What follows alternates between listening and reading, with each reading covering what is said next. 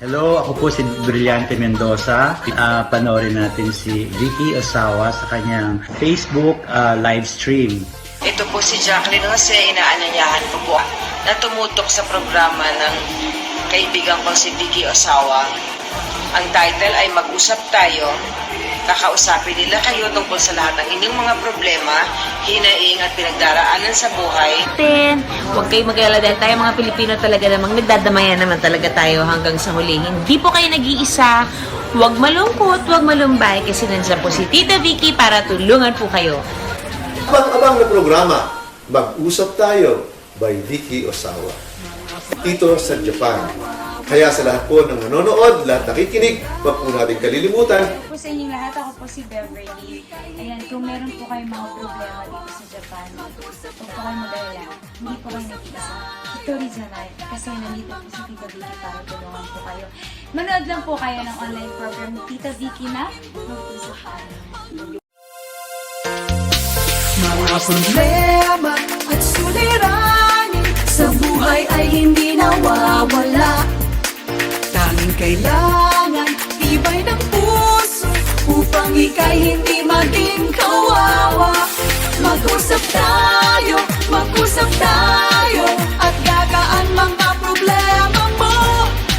Mga pagsubok sa aking buhay, maglulutas kapag nag-usap tayo. Minasan konnichiwa, magandang tanghali po sa inyo lahat. Ulit lang mag-usap tayo, Vicky Osawa, 12 noon every Monday. Maraming salamat po. Onegaishimasu. Maglulutas kapag nag-usap tayo. Panalangin sa paninimula ng ating pang-araw-araw na buhay.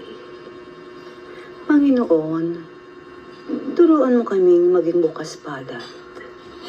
Turuan mo kaming maglingkod sa iyo na magbigay ng ayon sa nararapat na walang hinihintay mula sa iyo. Na makibakang di inaalintana mga hirap na dinaranas. Sa tuwin ay magsumikap nang di humahanap ng kapalit na kaginhawahan. Na di naghihintay kundi ang aming mabatid na ang loob mo'y siyang sinusundan. Salamat Panginoon sa pagmamahal at pagtitiwala na ibinigay mo sa amin. Dahil kung wala ka sa tabi namin, ay hindi namin magagampanan ang responsibilidad na iyong ipinagkaloob sa amin. Ang mga taong pinalalapit ng buong pusong nagtitiwala sa aming kakayahan na maibigay rin namin ang nararapat na pagtulong at pagsagot sa kanilang mga hinaing sa abot ng aming makakaya ay isang ligaya din naman at yaman na maituturing namin sa pang-araw-araw na buhay at pagtustos sa pangangailangan namin sa malinis na paraan. Nang dahil sa iyo, Panginoon, maraming salamat. Naway, huwag kaming matukso sa mga maling pananaw o gawa na hindi mo ikalulugod. Dalangin rin po namin na makita namin ang bunga ng aming itinatanim ay magbunga rin ng kabutihan sa aming kapwa. Ilayo niyo po kami sa galit, inis, maling pananaw at maling gawain. Bagkus, maghali po ang pagkakaunawaan sa bawat isa sa amin at makita rin po ng bawat isa kung anuman ang kanyang kamalian at maluwag na matanggap sa puso kung may nagawang pagkakamali. Tulungan niyo po kami, Panginoon, na mas maging maunawain, mapagmahal, at makatotohanan sa lahat po ng aming ginagawa sa araw-araw. Muli, maraming salamat po, Panginoon, sa mga biyayang iyong ipinagkaloob. Salamat sa mga taong nagtitiwala sa amin, magbigay ng suporta, at matumbasan naman namin ito ng isang pakikipagkapwa-tao nang walang pag-iimbot. Relasyon na higit sa lahat ay ang pagiging makadiyos na gawain. Muli, maraming salamat, Panginoon. Idinadalangin po namin ito sa ngalan ng iyong anak na aming Panginoong Heso Kristo. Amen. Magandang tanghali po sa inyong lahat. Same thing. Andito na naman po ang inyong lingkod, Vicky Osawa ng Mag-usap Tayo. Yes. Alam niyo po kanina, pagbukas ko ng Facebook, nakareceive ako ng message sa isang, siyempre pa ang ating director na favorite, Direk Dante Brillante, nag-message. And then nagulat ako dun sa movie na pinadala niya and it's gonna be shown very soon. Ito po, sana i-like nyo. Meron po silang homepage. Ang title, alam niyo na, Apag. Ito po ilalaban sa Film Festival International at sa Pilipinas, magsisimula na rin i-showing siya sa April 8. Kung di pa ako nagkakamali, paki-double check nyo na lang po. Ang Apag po, istorya talagang Pilipinong-Pilipino, makikita nyo naman. Kaya lang nagutom ako kasi nakita ko yung mga food, yung mga pagkain. So, ang title po ng movie, Apag. Panoorin nyo po siya. Ito po ay directed by Mr. Direk Dante Brillante Mendoza at ang mga kasama, syempre pa, ang ating Bessie, Miss Jacqueline Jose, Coco Martin, Gladys Reyes, and also ang comeback ng ating super galing na artista. Talaga, promise, magaling talaga siya, Mr. Julio Diaz. At iba pa, ang gagaling po ng mga artista, alam niyo naman si Direk, syempre pag hindi maganda yung sinen, talagang ulitin yan, babaguhin yan, maski pa magpuyatan, ganun po siya magtrabaho. Wala sa kanya yung puyat-puyat, basta kailangan maganda siya talagang pag nakita niya sa camera. At nakita niya hindi talaga nagiging natural, ayaw niya yan. Gusto niya yung natural acting mo, yung natural na nangyayari sa iyo. Kasi isa po ako nakasama sa ilang pelikula niya. And alam niyo naman, hindi sanay, alam mo yun, ang sarap niyang kasama, at saka he is really very, very good director talaga. Alam niyo naman, international, di ba? Yung best actress na nanalo si Miss Jacqueline Jose, si Direk nun, yung movie na yun na Rosa, di ba? Marosa, kung di ba ako nagkakamali. Anyway, ito po coming up on April, magsisimula na panoorin niyo po, ang title niya, Apag, APAG, at i-like nyo po, i-share nyo po sa Facebook. Mayroon po silang page, Apag. Panoorin nyo po, andun ang trailer. Andun po yung mga natural scene nila, andun yung chikahan nila. Panoorin nyo po, please share and like ang Apag. Apag, APAG. Miss Jacqueline Jose, ang main star na nandyan, at Coco Martin, Gladys Reyes, ulitin ko po, Julio Diaz, and the rest of the star. Marami po, magagaling. Kaya please, i-like nyo po and i-share ang Apag. Sa Facebook po siya. Anyway, narinig nyo po ang kantang Mag-usap Tayo. Siyempre, ang kumanta walang iba, kundi si Miss Ladin Rojas, ang nag-compose, Mr. Benny Saturno. At siyempre, ulitin ko ulit, Direk Dante Brillante, maraming salamat always. At Miss Judy Ann Santos, mga best actress, Miss Jacqueline Jose, and of course, Miss Beverly Jaime na nandito sa Japan.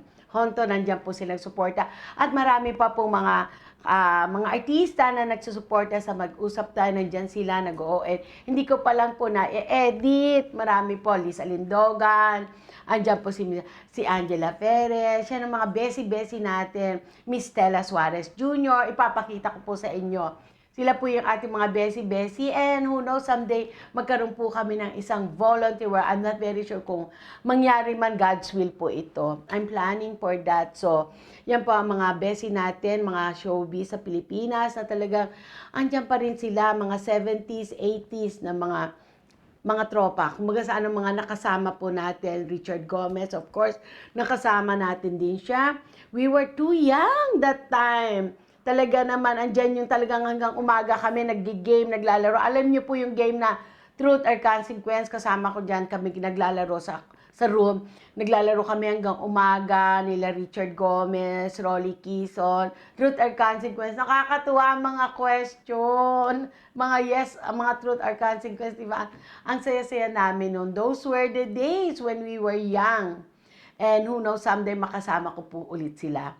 Yan po ang ating masasabi at syempre, ang ating always na kailangan sabihin. Ito po ang inyong lingkod, Vicky Osawa. Harapin po natin ang ating mga problema na magkasama. At lagi niyo pong tatandaan, hindi kayo nag-iisa. Always remember, you're not alone. Don't think na kayo nag-iisa. As I always said, huwag tayong magkaroon ng ako'y nag-iisa, wala nang nagmamahal sa akin. Hindi na ako naiintindihan nila. Lagi na lang bang ganito, it comes. Dumarating po talaga sa atin yung ganyan. Pagpagod na tayo sa araw-araw na pangyayari sa buhay. Pero you feel it na this is life, kaya tayo nabubuhay. Wala pong nabubuhay na tao na walang problema. Lahat po ay may problema. Kung mapapanood niyo rin po yung pelikula ng tungkol sa Buddha, kung paano niya yung isang babae na sikat, mayaman siya, everything, lahat ganun-ganito. Biglang sabi niya gano'n, bakit gano'n, namatay ang anak ko? Bakit ako? Sabi niya, kahit ano kaya kong bayaran, kaya kong ano, kung magkano man yan, kaya ko. Ibalik mo lang sa buhay. Bumalik lang sa buhay yung anak ko. Anong sagot ni Buddha sa kanya? Okay, sige, kung mangyayari man yan, ganito yan. Umikot ka sa kahit saang bahay dito sa ating, nung panahon na yon, lugar. Tanungin mo, bawat bahay, kung meron nang namatay, kung walang namatay sa kanilang pamilya. Inikot ng babae yun. Ito pa yung istorya na, I'm sure mapapanood nyo yan. It was a story in Japan na true story po ito. Pero meron po silang mga movie na pwede nyong panoorin. And then umikot yung babae, mayaman siya. No, inikot niya dahil namatay ang anak niya, very sad siya. So nagpunta siya kay Buddha dahil sabi powerful daw si Buddha. So pagpunta niya ron, sabi sa kanya ni Buddha, okay, umikot ka. Kung meron kang nakitang bawat isang pamilya na walang namatay, then come back to me. Sabi niya gano'n.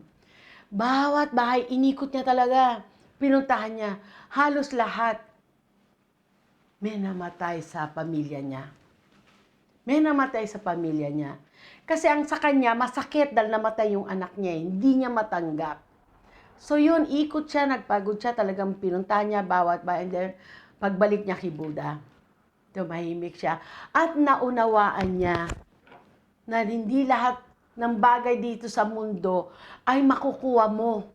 Dahil ang magdidesisyon niyan ang Panginoon. Wala nang iba. So lahat po tayo dito sa mundo ay nagkakaroon ng problema. Walang taong walang problema. Dumarating yan sa atin dahil kaya natin. Hindi yan ibibigay ng Panginoon kung hindi natin kaya. It's just the matter kung paano mong dalhin siya. Dadalhin mo siya para ma-solve o dadalhin mo siya para itago at maging sad-sad ka na lang. Maging iritado ka na lang. Dahil ayaw mo, mendoksay. Diba? Yung words na mendoksay, I always remember. Today, yung manager namin, sabi niya, mendoksay. Sabi ko, that's a word! You shouldn't say that. Sabi ko sa kanya ganon. Actually, gusto niya lang po yun. Hindi naman siya mendoksagari. Gusto niya lang, iitay dake. Yun lang po yun. Kaya mga kababayan ko, when you say the words mendoksay, lahat magiging mendoksay din ang dating sa buhay mo. Kaya mga kababayan ko, ang lahat ng problema dito sa mundong dumarating sa atin ay pagsubok galing sa Panginoon. Ulitin ko, hindi ibibigay ng Panginoon niya kung hindi mo kaya. I myself, maski ako, sabi ko sa sarili ko, parang pagod na ako. Dumarating po. dumarating talaga. Pagod na ako, parang pagising ko, ito gagawin ko. Tapos makakarinig ka ng reklamo, makakarinig ka ng ganito. Alam mo yun? I was so thankful to God that nowadays, nagigising ako. Before, pag nangyari yun, parang talagang tao lang po, no? Talagang, ayan na, gumigiwap na ako. Talagang nagkukulong ako sa kwarto, ayoko lumabas, ayoko may kausap. That's what happened to me. It happened to me. It happened to everyone na minsan you get fade out of your life. You don't want to do anything. You just want to stay in the room with the dark room. Tinataguan mo siya. Huwag mong taguan. Harapin mo. And I'm sure God will provide kung anong dapat mong gawin. God will provide. God is very good. Kung dumating yan sa'yo, kaya mo yan. Don't escape. Don't think na, ay, tulog ko na lang to. Ay, uminom na lang ako. Ay, mag-drugs na lang ako. No, don't escape. Huwag mong pagtaguan yan. Harapin mo yan. Dahil may magandang sagot ang Panginoon. And once you solve one problem, alam niyo, you will solve. Hanggang sa makaya mo na kahit anong problema, tatawanan mo na lang. And you always say thank you to God. Prayer, number 1 po yan. Prayer, always pray. Wala na pong ibang weapon in this world is prayer. Prayer lang po. Kahit ano pa ngayon, nagtatrabaho ko sa kodya, nainis ka sa kasama mo, parang ijiwaro siya, ganito. Smile. I think I've been told this story before. When I was working in one kojo sa Gulayan, napasama ako sa grupo ng, hindi ko nababanggitin kung anong bansa siya. Ako nag-iisa doon. Sila nandun, conveyor po, ganito. Tagahiwa, naghihiwa ako, ganito. Meron din naghihiwa. And then kung ano yung mga gulay nandun sa tabi ko, kailangan tapusin ko yun. So, hiwa ako. Tapos sila nandun din, may naghihiwa rin. Ako lang ang Pilipinang nandun. And then, after they finished yung kanila, iniwan nila ako. They just left. So, sabi ko, okay lang. For me, I just smile. And then, what I did, yun, sige, hiwa pa rin ako. Late ako kasi baguhan pa lang po ako that time sa Kodjo. And then, some other day, nung sanay-sanay na ako, naging mabilis na ako maghihiwa. Mabilis na ako maghihiwa ng mga gulay. That was, para vegetable salad po siya.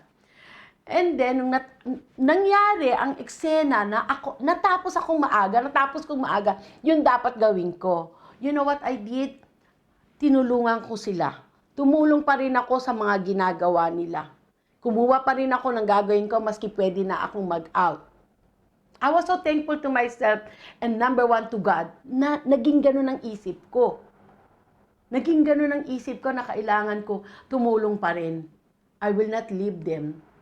Diba? Kung sa iba daw yun, sabi niya, ba't mo tinulungan, te?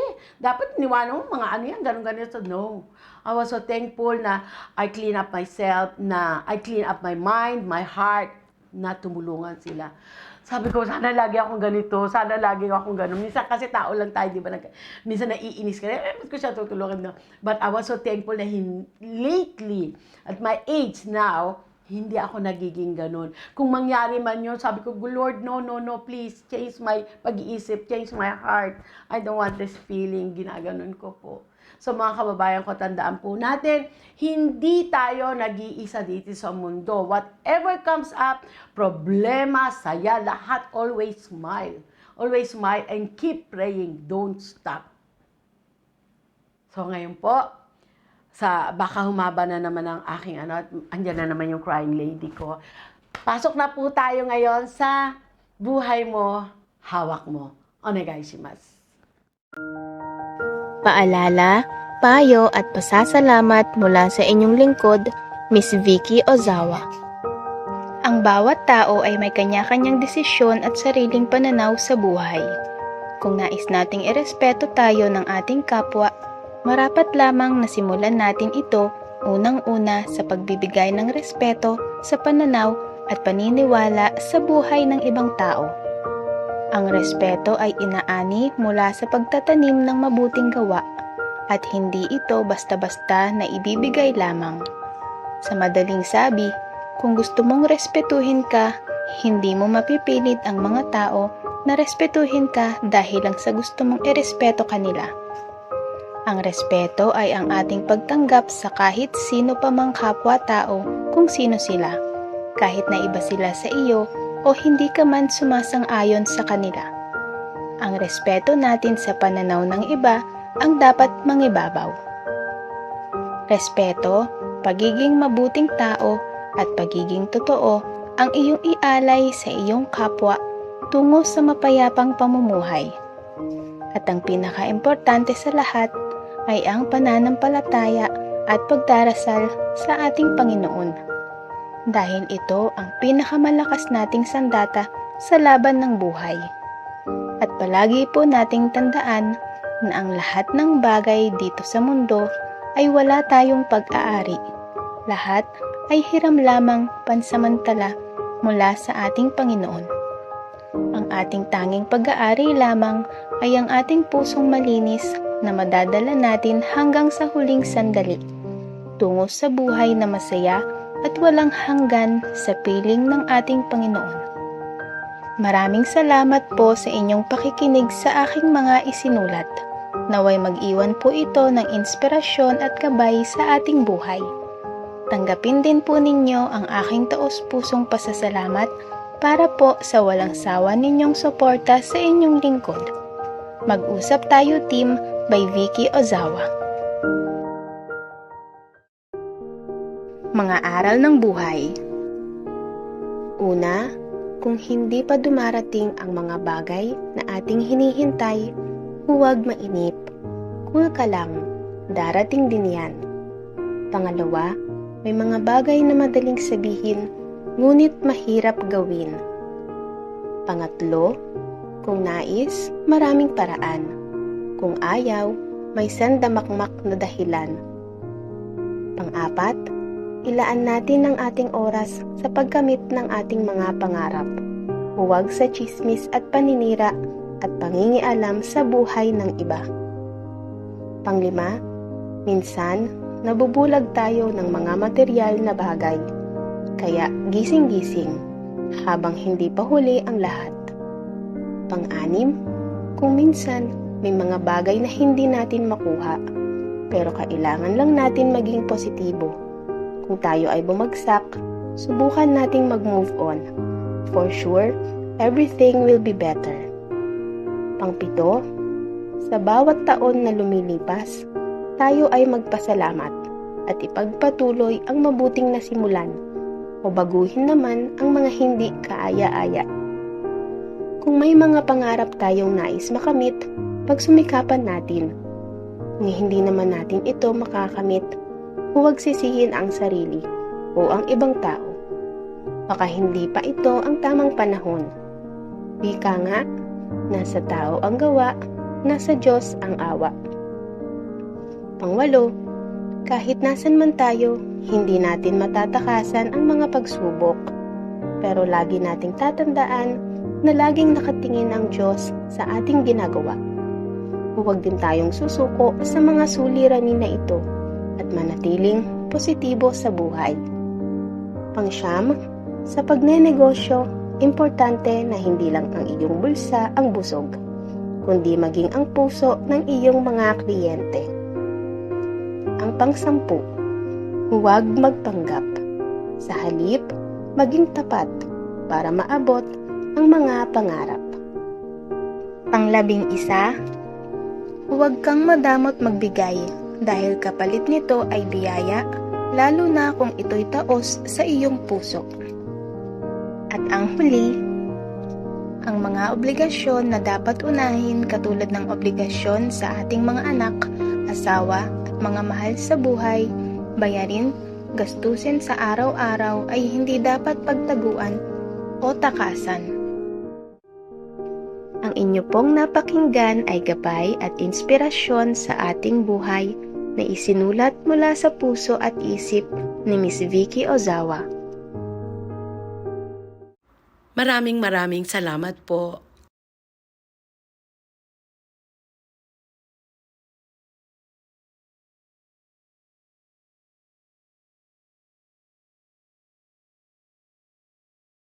Yan po ang ating buhay mo, hawak mo for today.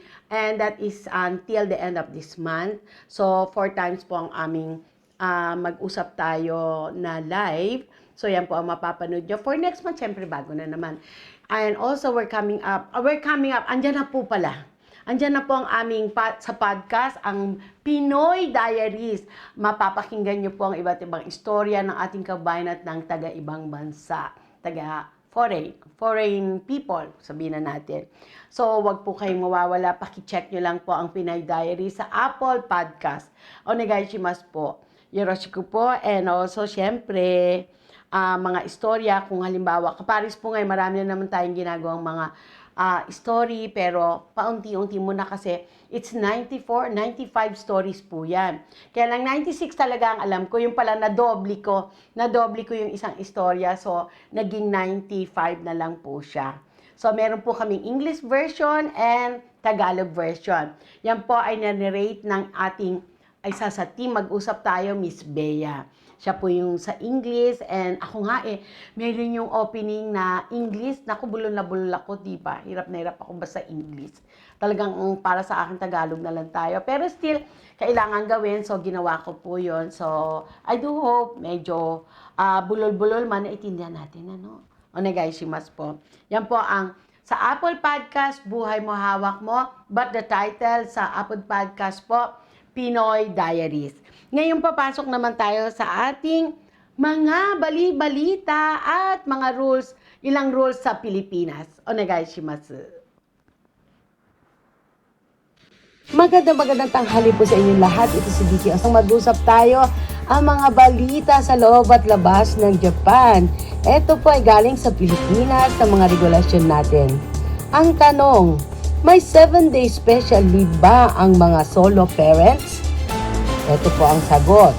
Ito ay nakuha po natin sa Ang Buhay at Batas. Ito po. Yes po, meron po ayon sa ating batas, ang mga solo parents ay entitled sa 7 days leave with pay. Kada taon po, kaya makaka-attend kayo kahit papaano sa mga special occasion ng inyong anak. Yan po tandaan niya, meron po yan sa batas natin sa Pilipinas. Pangalawang kaalaman naman po. Ito po ang tanong. Kung mapatunayan nga ba ang adultery case laban sa iyo, mawawalan ka ba ng share o karapatan sa pinundan niyong mag-asawa? Ito po ang sagot. Galing din po ito sa Ang Buhay at Batas. Pakinggan po natin ito ang sagot. Ang adultery case, criminal case ito. Pwede ka lang nito either ma-adult, patawa ng penalty ng imprison.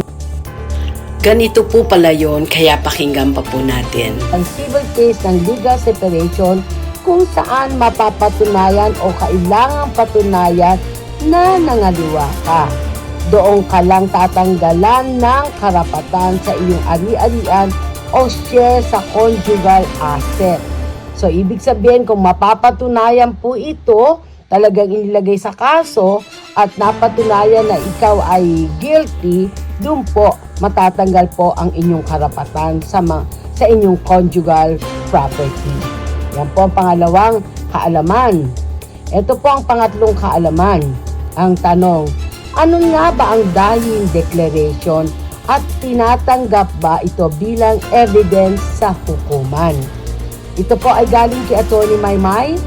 Ang dying declaration ay isang paglalahad galing sa isang individual na naniniwala na nalalapit na ang kanyang pagkamatay, kung saan ay nailahad pa niya ang mga pangyayari o patungkol sa kanyang sinapit.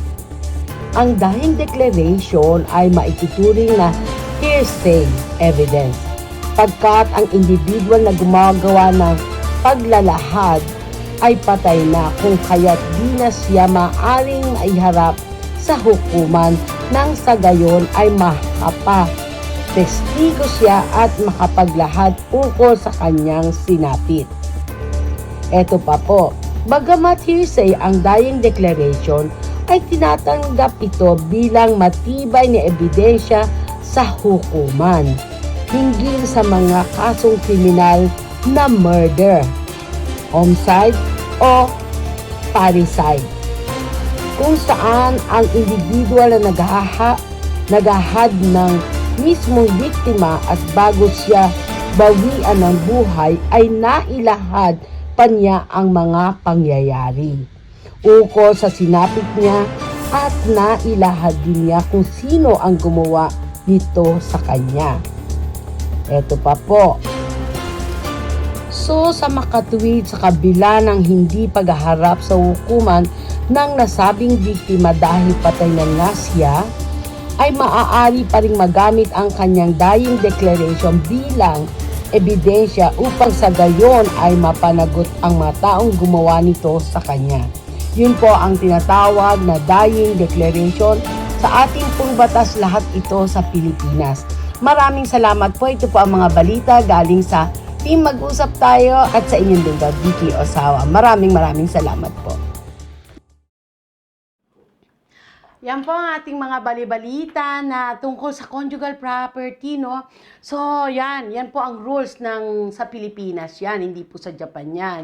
So, kung sino pong alam nyo na hindi niya alam kung anong gagawin niya, dahil alam mo na minsan ang mga boys or mga girls, di ba, nagkakaroon ng something.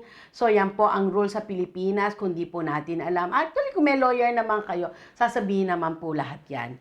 Anyway, nakita nyo po itong necklace ko. Ayan o, yung necklace ko. Yan. Nakikita ba? Anyway, may terno po yan. Ay, share ko lang po ito. May terno po yan na bracelet. O, di ba? Ang ganda ng bracelet. O, di ba? Tapos, terno yan ng necklace. Alam nyo po ba kung magkano lang bili ko nito? Sa Divisoria ko po ito nabili. Magkano lang siya? I think I bought it for 1,800 pero ang presyo is very dear or more. Pero hindi siya umabot ng 3,000. So yan po, di ba? Ang ganda sa accessories. So anyway, gusto ko lang i-share kasi nakita ko dito sa table ko. Nga pala hindi ko na isuot kasi ayan, yung necklace niya terno. Hindi ko na isuot. Mas sinuot ko tong isa kasi. Itong isa na mas manipis. Sana, kala mo totoo, no? Diba? Diba? Like this one, nakikita niyo po itong relos na to na kuno-kuno, diba?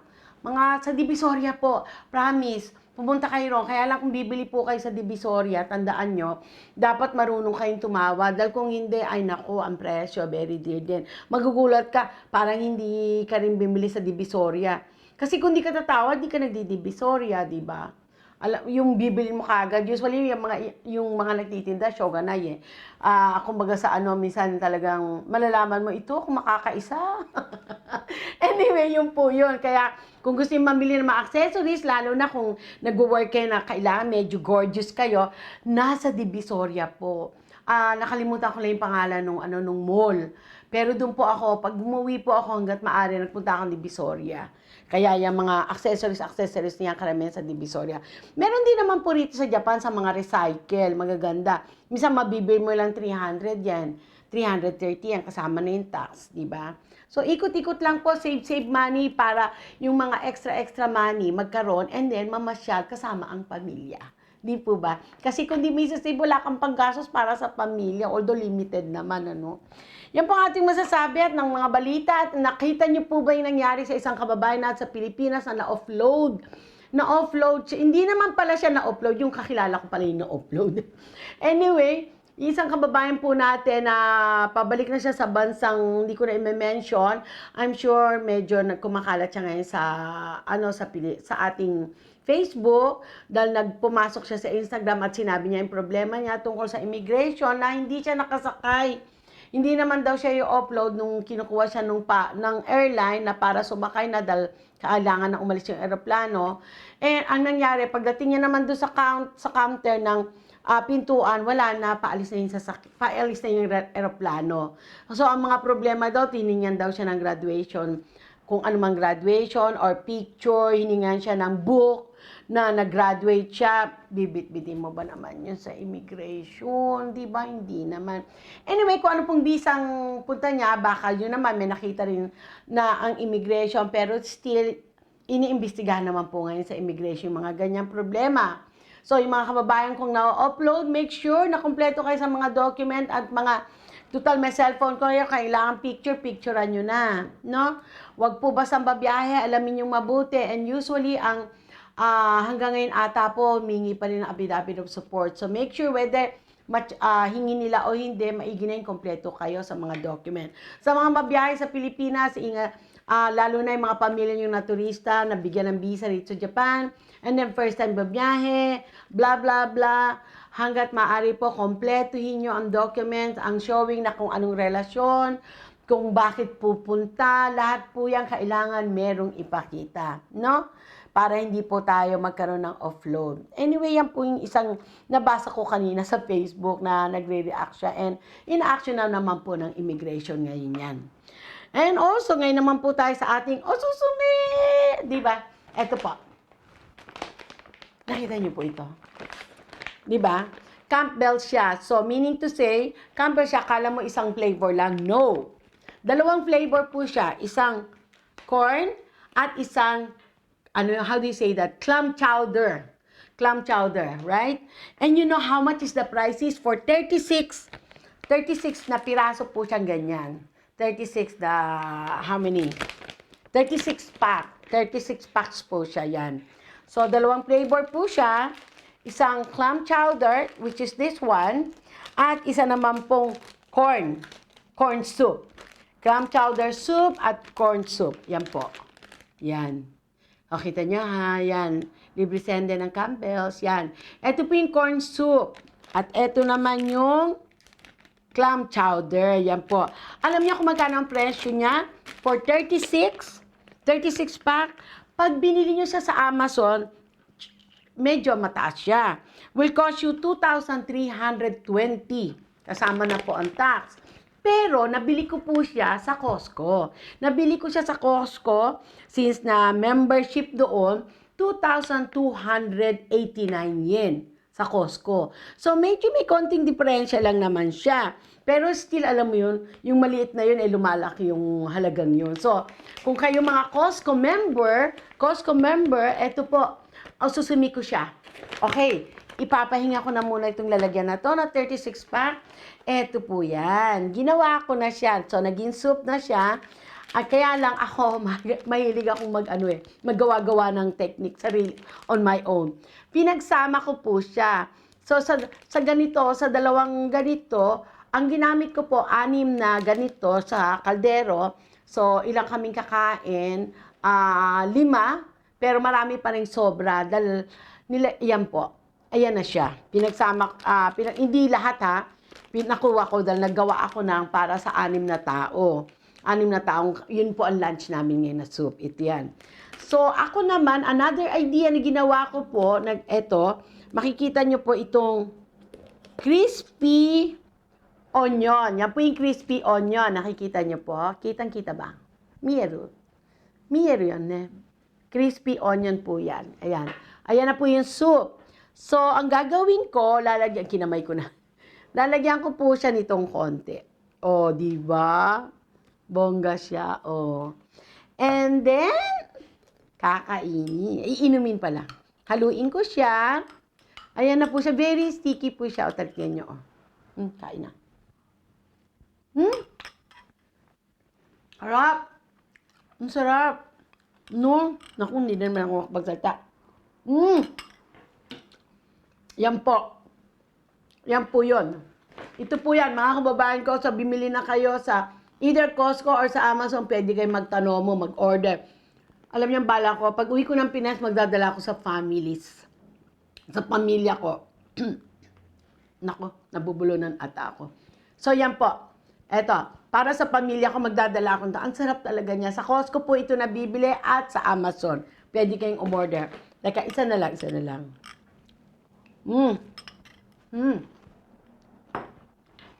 Ang sarap. Lagyan niyo po siya ng para sa akin, siyempre, kanya-kanyang panlasa yan. Lagyan niyo po siya nito, nabibili to sa Gyom Super naman. Sa Gyom Super ko po ito binili. Nakalimutan ko lang presyo.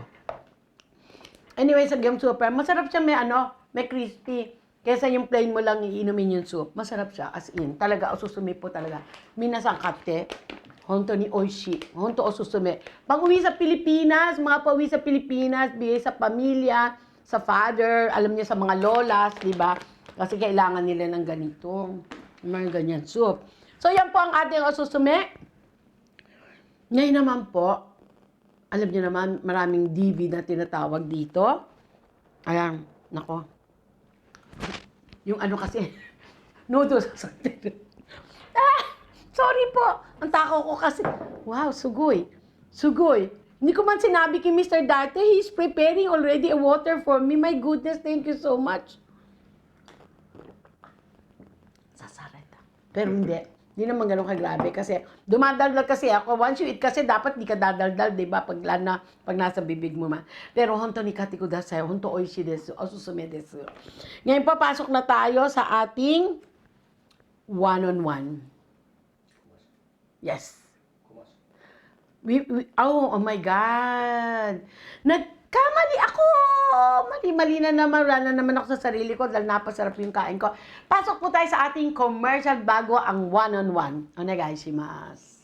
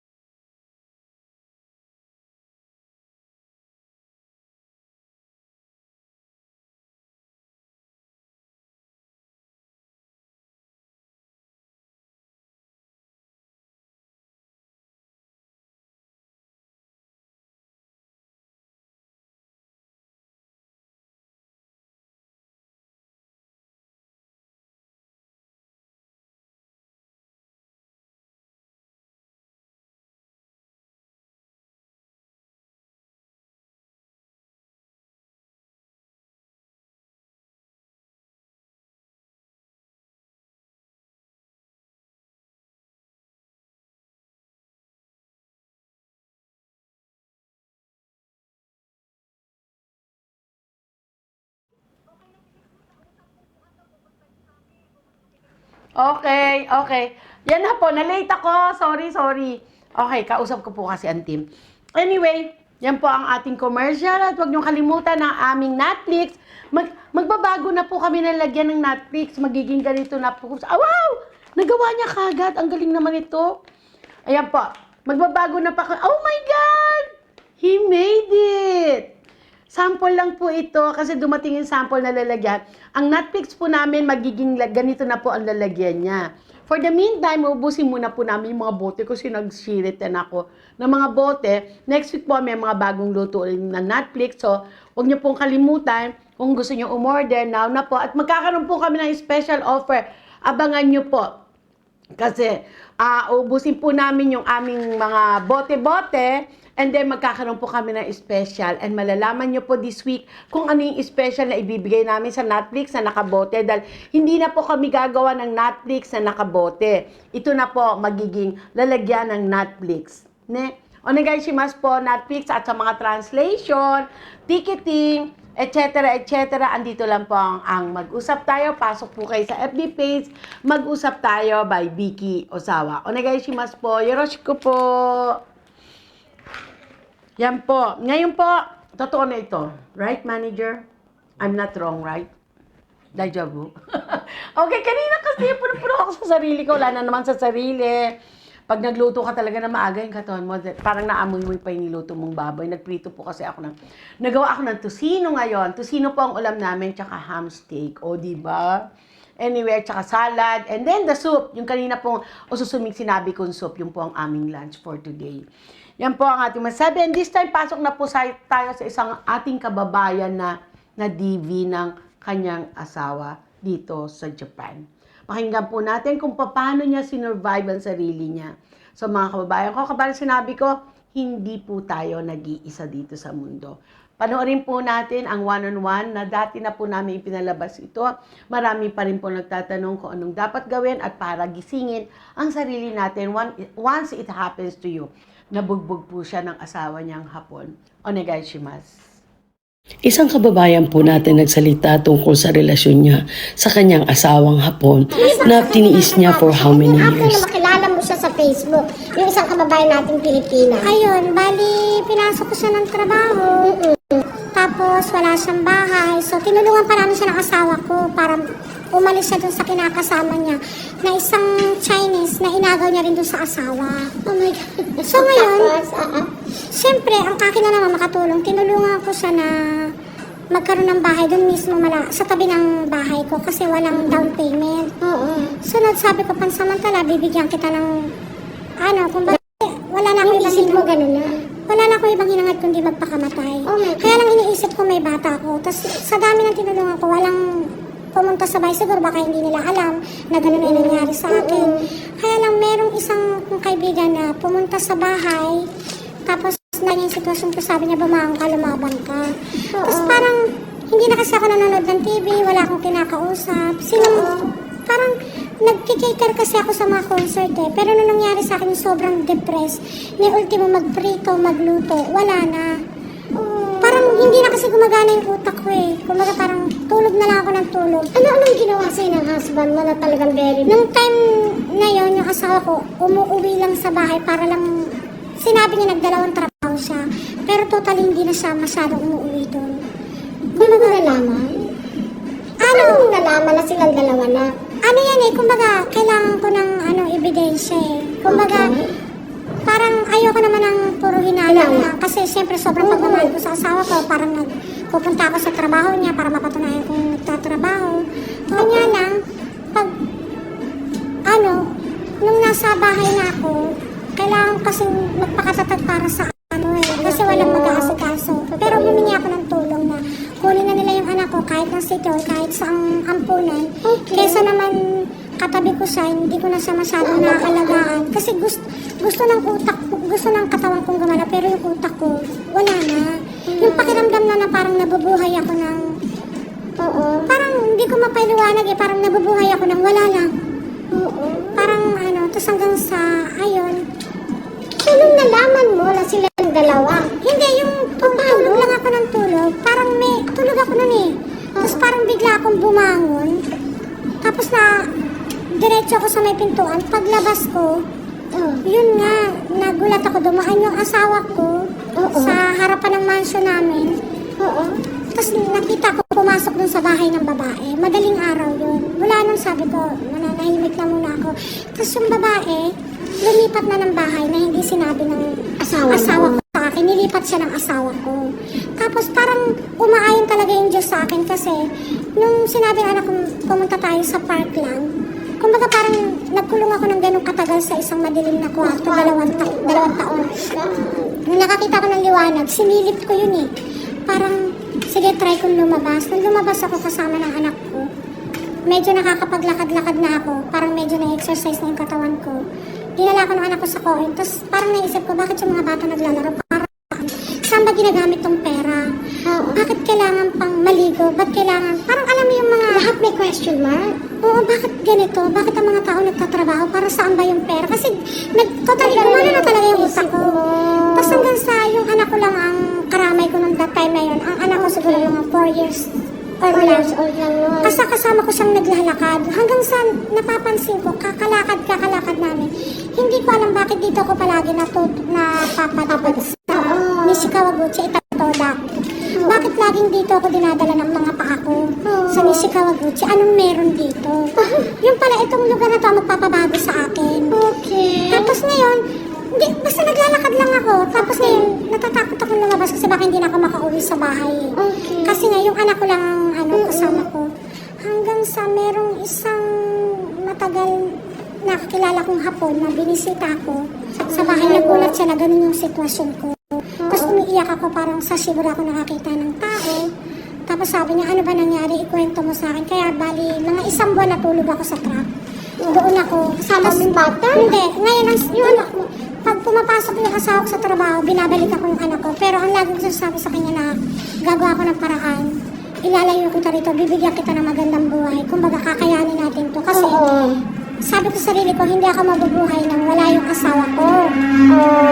So ngayon, ang ginawa ko, kung alam ko lang sa sarili ko noon pa na kaya ko palang mabuhay nang wala yung asawa ko, sana noon ko pag ginawa na, lumayan sa kanya.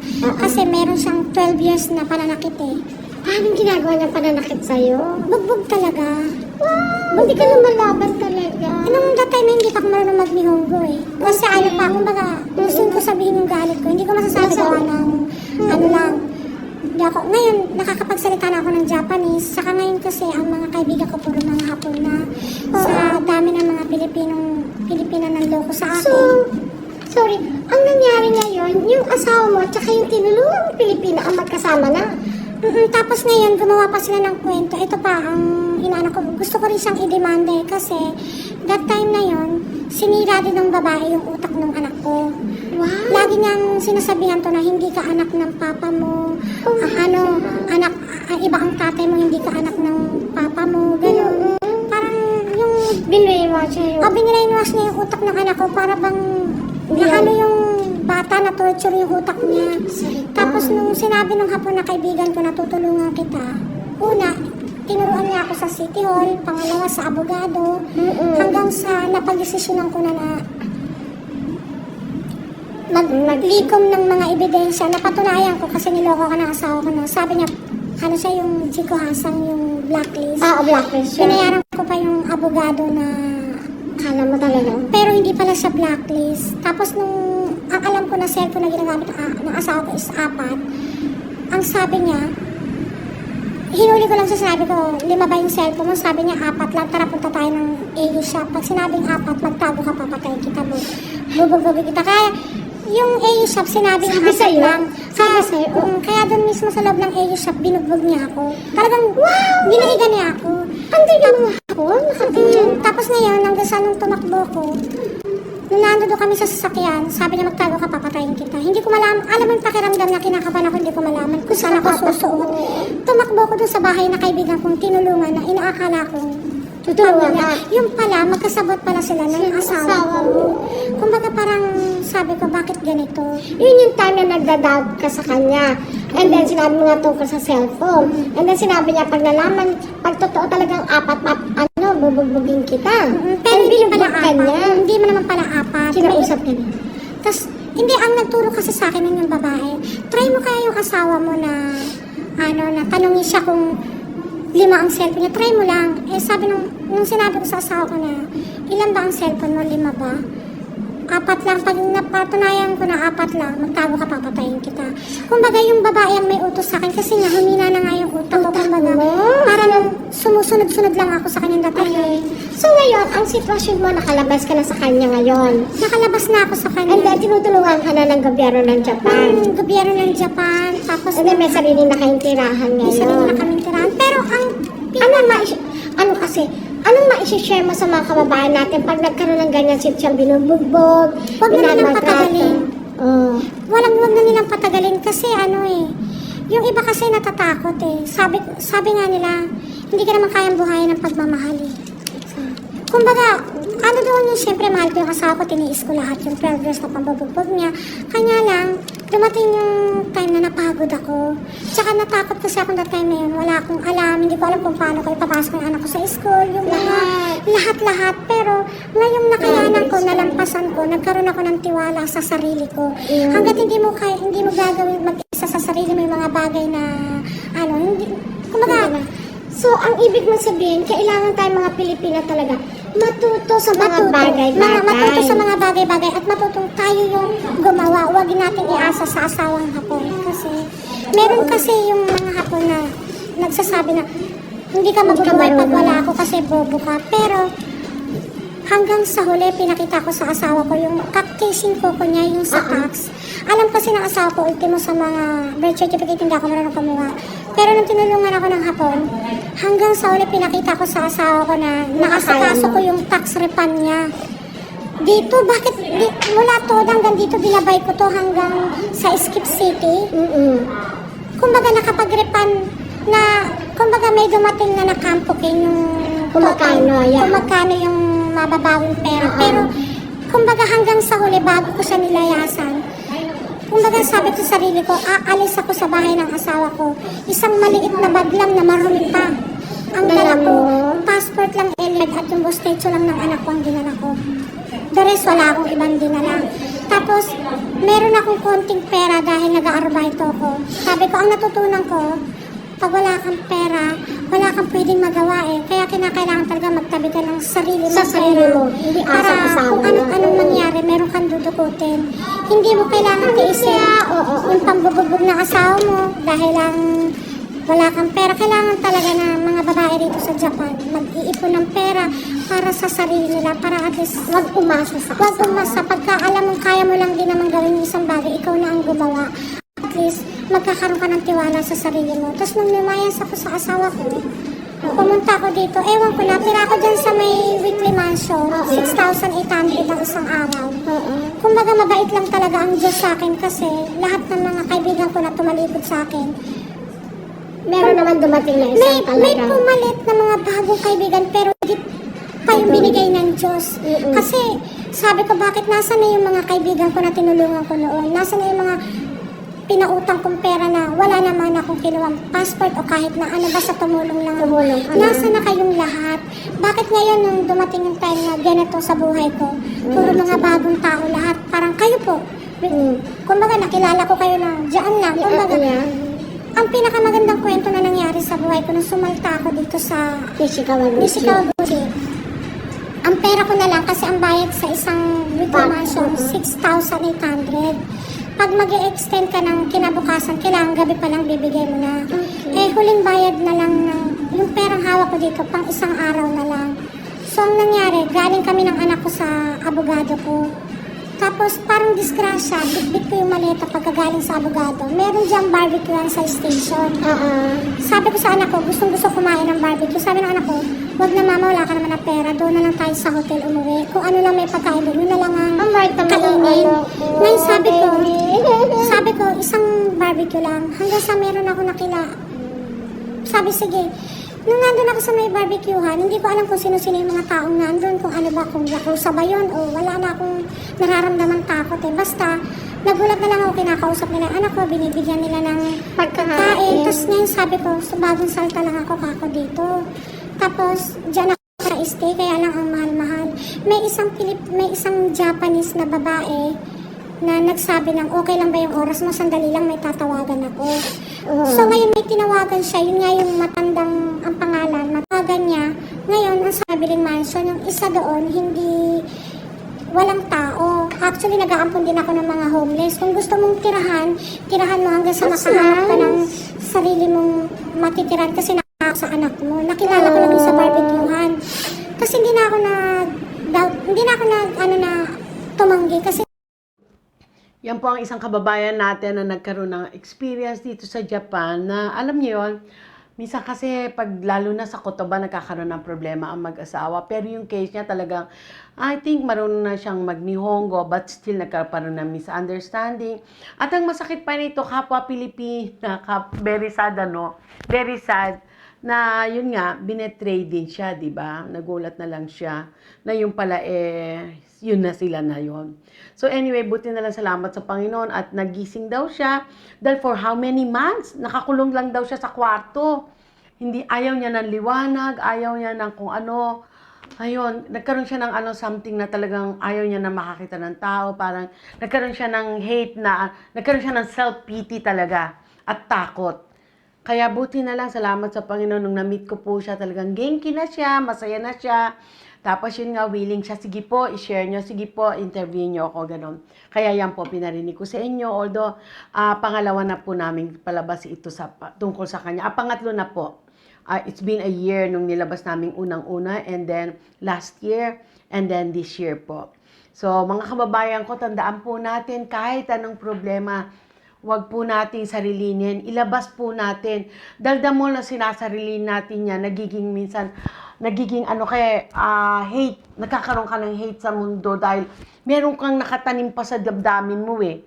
Yung nakatanim sa damdamin mong yun na namumuo siya. Pag namuo siya, nagiging bad na siya. So, yung pagmumuuno, nai-stack ang magandang movement ng pag-iisip mo. So, wag po nating wag tayong maging mataguin.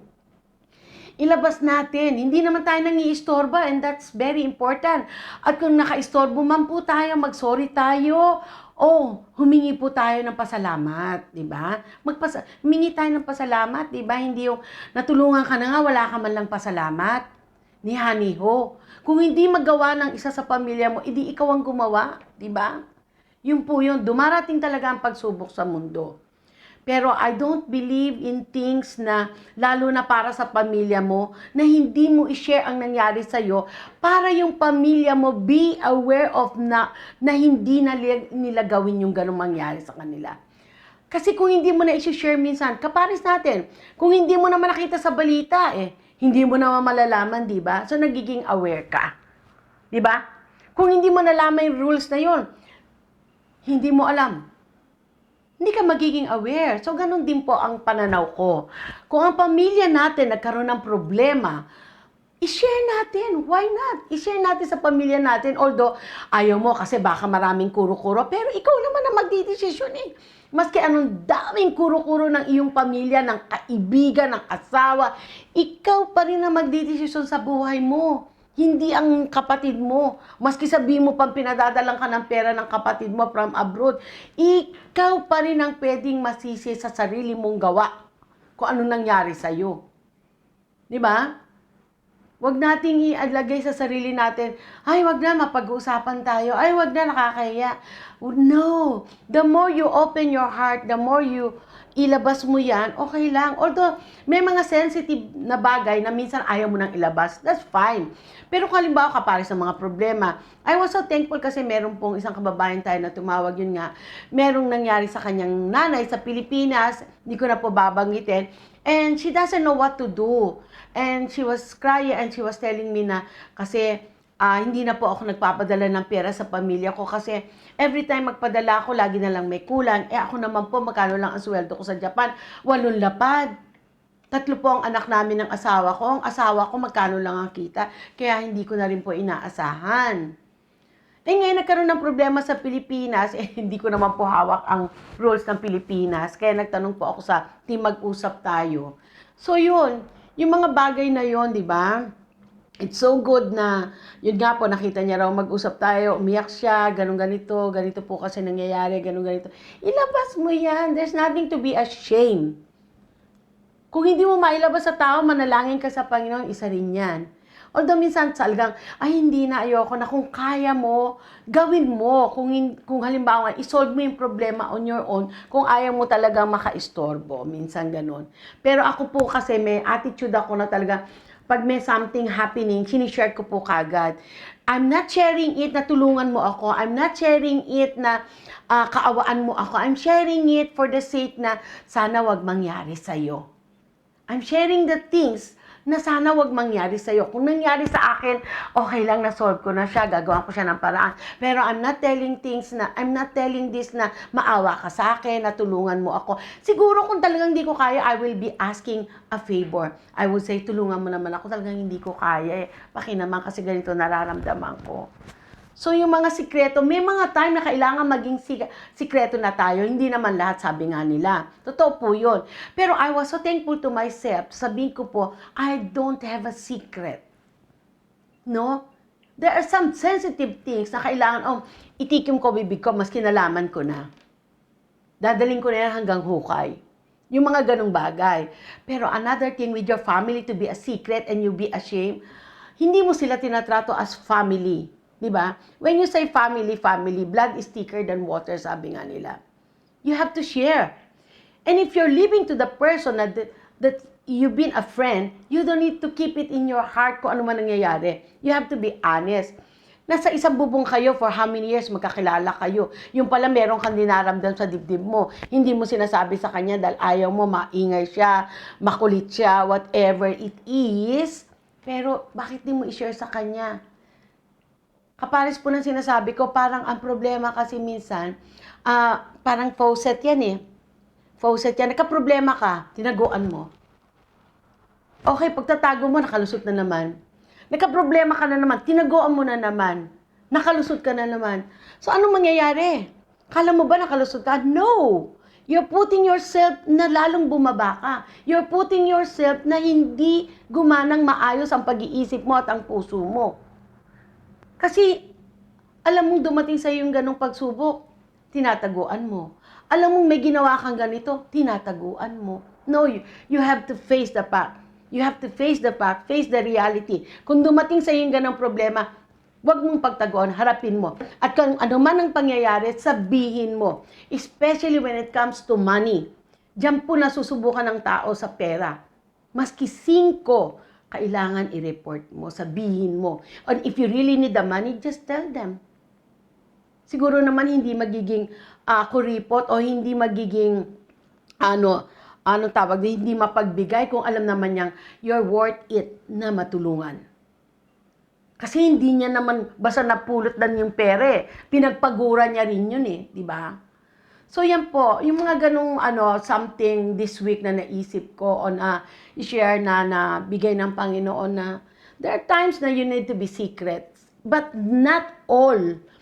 And remember, when problem comes, don't escape. Face it.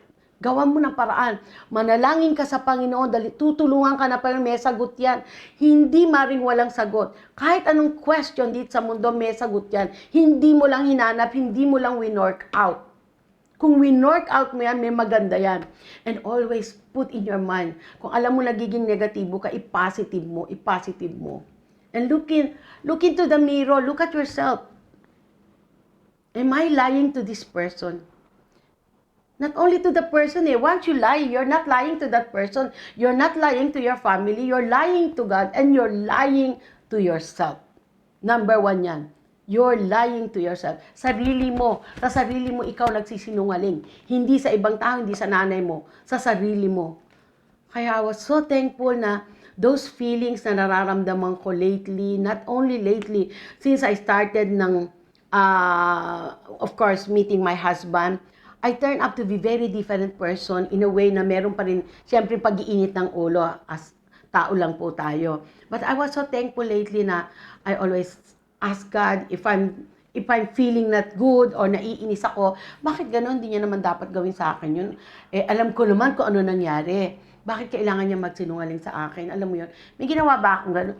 Instead of asking myself, I just pray. I just pray to God, not to ask. Kasi kung marami kang question, lalong hindi mahirap. The best thing is to pray. God, help me. What's going on? Anong dapat kong gawin? Anong sagot? Yun lang po ang masasabi ko about the life, you have to be open. You have to be open to yourself. Don't lie. Promise. Totoo po. Don't lie. No? Yan po, pasensya na kayo, medyo, hindi naman ako umiyak eh. Medyo na feel ko lang po ang talagang nararamdaman ko na nangyayari sa akin actually, naririnig ko within this week na pangyayari at some other, yung ibang bagay pa. So anyway, inhale, exhale daw. Pag ganun medyo na-high ka. Anyway, pasok na po tayo sa ating super little baby. Walang iba kundi si Linsang, minsan EJ, pero ang talagang name niya is EJ. Pero gusto niya, sabi niya Linsang. Hindi ko alam kung saan niya nakuha yung Linsang, but it's so cute. Panoorin po natin siya. Happy muna. どうもみんな、こんばんは。私はいつも元気リトルキッズ TV のりんです。今日はゆうりさんが作ったドライフラワーを歌いたいなと思ったんで歌います。みんな温かい目で見てください。ストップ。その前にグッドボタン、チャンネル登録よろしく。ベルマークだよ。Dito sa mag-usap tayo. Let's starting! Sino guys, kinakaroon de atutakahan mo din kayo sa nagay niya no? 多分私じゃなくていいね。余裕のない二人だったし、気づけば喧嘩ばかりしてさ、ごめんね。ずっと話そうと思ってた。きっと私たち合わないね。二人きりしかいない部屋でさ、あなたばかり話していたよね。もしいつかどこかで会えたら、今日のこと笑ってくれるかな。理由もちゃんと話せないけれど、あなたが眠った後泣くのは嫌。声も顔も不器用なとこも全部嫌いじゃないの。ドライフラワーみたい。君との日々もきっと色あせる。みんなまだ聞いててね。まだあるから。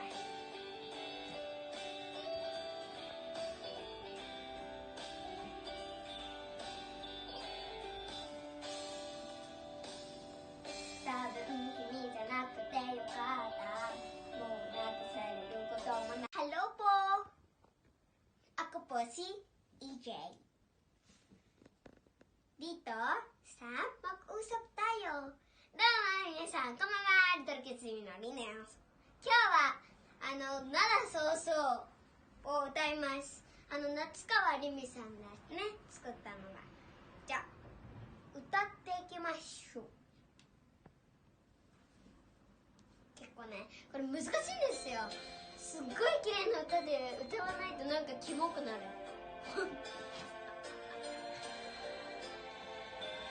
当に。じゃあね、飛ばします。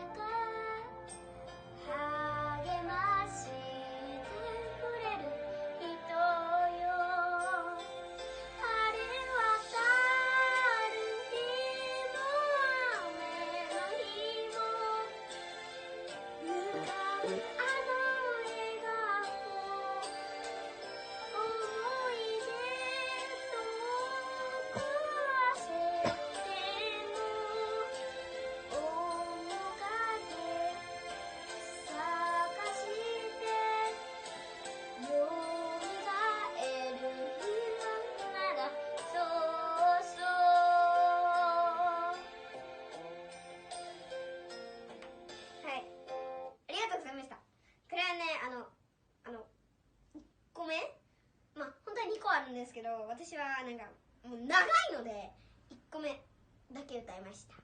皆さん温かい目で見てくれましたか？あ、さっき言うの忘れたんですけど、グッドボタン、チャンネル登録よろしくお願いします。ベルマークだよ。バイバーイ。Madam, ito po ba Ay. yung profile? Ay. Yan po ang ating little EJ, Linsang, ang tawag sa kanya. So, next month, may bago na naman siya papakita mga video. Actually, matagal na po siya sa team Mag-usap Tayo. Maliit pa lang siya. She was only 3 years old. 5 years old, I think, nung nandito po siya na nagbibigay na siya ng mga video niya, ng mga post niya. Alam niyo po bang siya lang ang gumagawa niyan, hindi siya tinuturuan. Idea niya lang po yan. Yung mga sinasabi niya, walang script lahat. On her own. Kung anong gagawin niya, siya lang nagpapasa. Pinapasa niya, marunong magpasa siya. Tsaka, yun nga, although chinecheck syempre ng mama niya, pero hindi na siya kailangan turuan. Siya mismo ang nagagawa ng idea. Basta sasabihin lang ng mama niya, magbibideo ka. Yun lang, tapos siya na yan.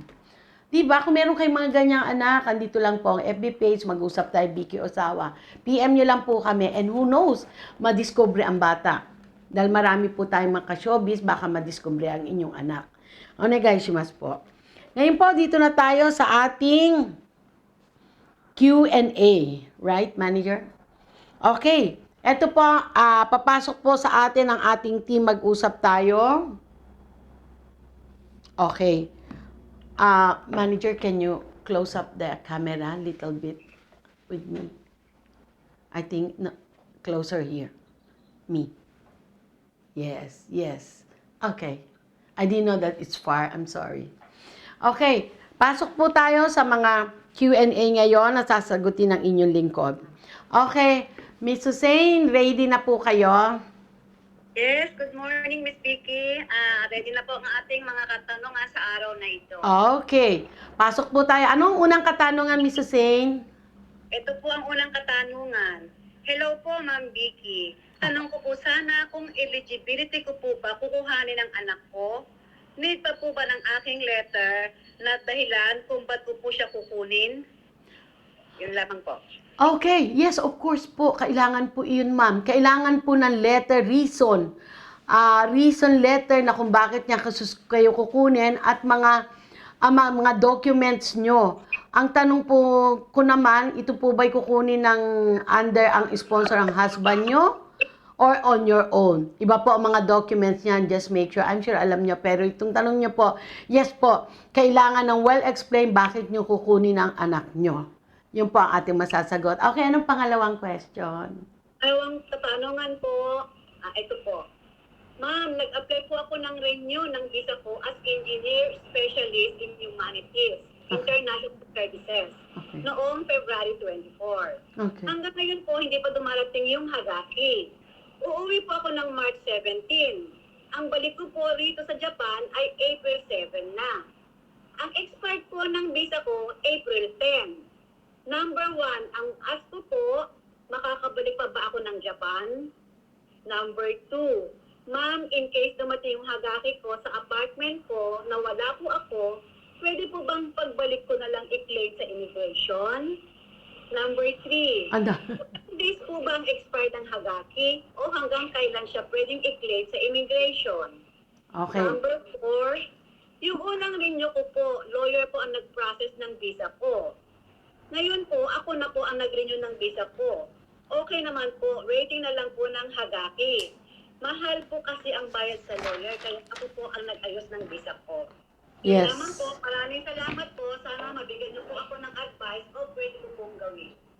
Okay, yung number 1 niya, Miss Hussein, tungkol sa tinatanong niya dahil uuwi siya ng Pilipinas kung makakabalik siya, di ba? Yes po. Okay. Actually, kung halimbawa pong pauwi kayo ng Pilipinas at naka-apply ang inyong visa, pwede po kayo magsodan mismo sa immigration. Sabihin niyo po sa immigration, pauwi ako ng Pilipinas, wala pa yung Hagaki ko. Paano dapat kong gawin? Bibigyan po nila kayo ng sagot. Malay niyo po bago kayo lumipad, nitong buwan na to, lumabas ka agad dahil pauwi kayo. At saka mas malalaman nyo po kung ano yung dapat nyo gawin. So, kung halimbawang dumating man po ang Hagaki nyo, sa tanong nyo pong pangatlo, kung dumating po ang Hagaki nyo, alam ng immigration na wala kayo sa Japan. At least nag-report po kayo. Ang pinakamaganda po, mag-report po kayo. Yes, totoo po yun. Ang isa pang nyo, mahal po talagang gumamit ng lawyer para ipaayos ang visa. Pero ang company nyo po ba, hindi sila nag-aayos ng mga document nyo? Kasi pag ganyan pong mga working, mga training, meron po talagang naka-assign sa loob ng kumpanya na sila mag-a-apply ng visa nyo. It's so good naman at natuto po kayo kung paano pag-apply ng extension ng visa nyo. Tama ba mga nasagot ko, Miss Hussein? Meron bang iba doon na hindi ko nasagot? Yes, Miss Vicky yung number 2 na in case dumating yung hagaki ko sa apartment ko, nawala po ako, pwede po bang pagbalik ko na lang i-claim sa immigration? Yes, like what I said, kailangan po pumunta kayo sa immigration para malaman nila kung padala naman nila hagaki, hindi po nila ipadadala yan ng hindi pa kayo bumabalik. Or dumating man po yan, alam nila na pwedeng i-extend dahil nag-report po kayo kung kailan kayo babalik. Although hindi po ako immigration para sabihin ganun ang mangyayari, pinakamaganda pa rin po talaga best. Pumunta ng immigration, legit na legit, at sabihin nyo na pauwi po kayo ng Pilipinas for some urgent or whatever. Pinakamaganda po, wala naman pong masama magpunta sa immigration. Although minsan naman po pwede by phone na lang, pero pinakamaganda na actual po pumunta kayo sa immigration, sir. Pinakamaganda na po yan para bigyan po kayo ng kasagutan at mag-take note na po sila niyan tungkol sa uuwi kasi kayo. No? And another thing, basta kompleto naman po kayo sa mga POEA nyo bago lumabas ng Pilipinas, yan ang importante. So mga working visa, training visa, usually meron po tayong kinukuwang parang ID, di ba? Sa labor na kailangan para bago kayo lumabas ng Pilipinas, hinahanap po yan sa immigration. Make sure na meron po kayo yan. Baka naman po nakauwi na kayo before. So alam nyo na po yan.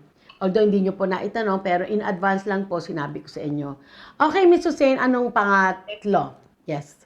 Ito po ang ating pangatlong katanungan. Yes. Gusto ko po sanang kumonsulta sa inyo para po sa suporta ng mga anak ko sa kanilang ama na hindi po nasunod alinsunod na batas na binigay na resulta ng hukuman nung matapos po ang aming kaso sa paghihiwalay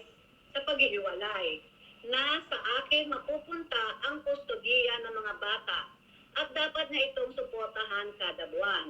Sana po ay inyo akong matulungan.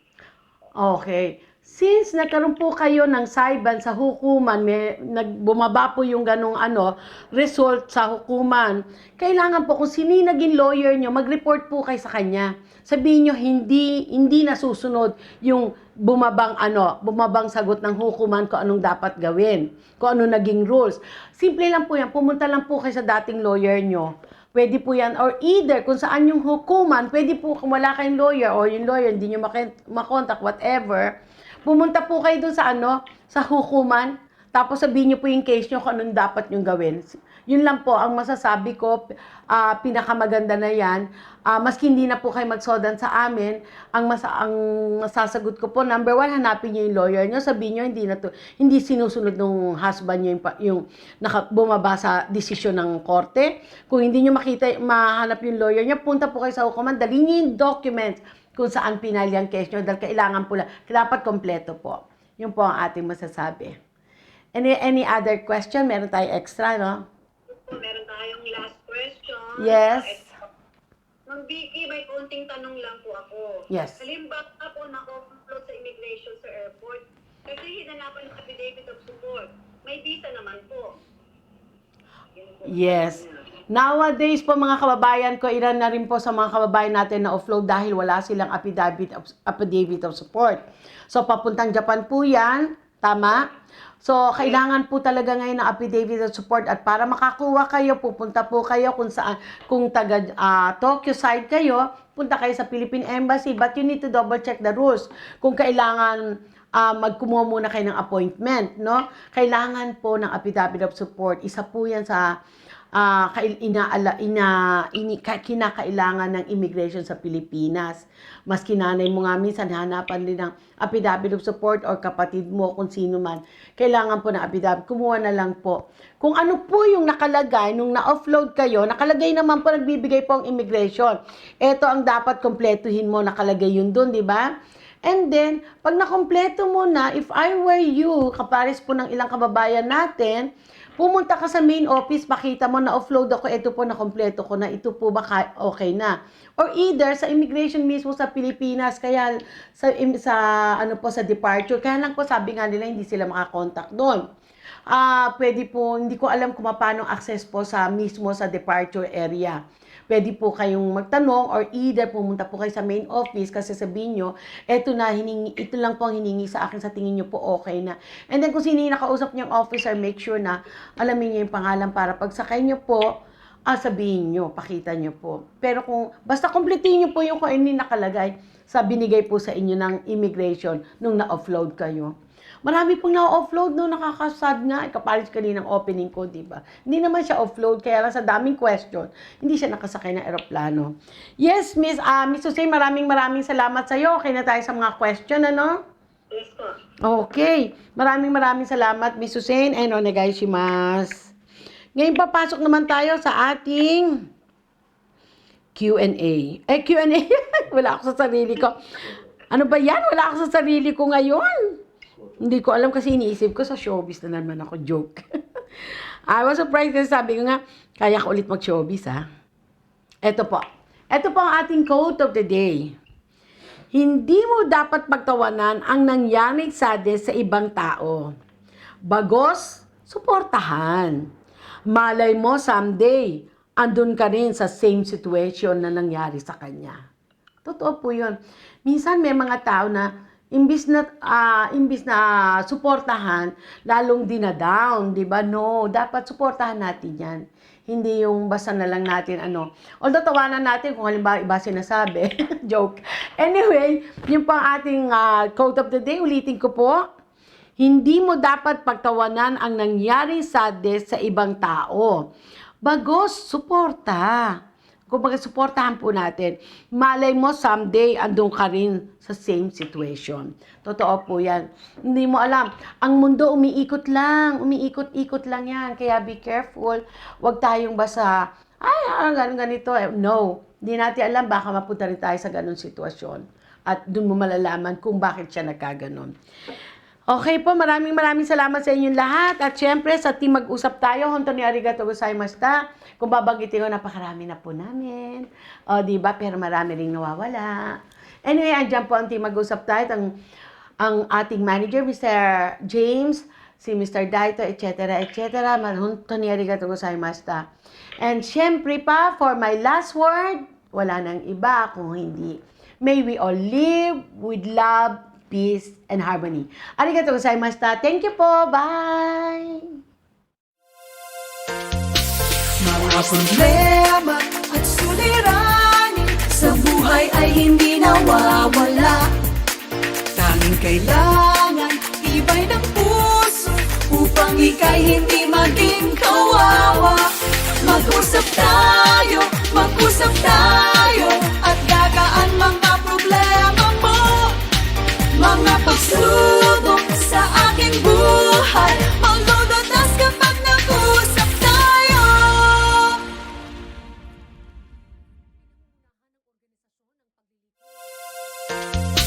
Mga problema at suliranin sa buhay ay hindi nawawala. Tanging kailangan tibay ng puso upang ika'y hindi maging kawawa. Mag-usap tayo at gagaan mga problema mo. Mga pagsubok sa aking buhay, maglulutas kapag nag-usap tayo.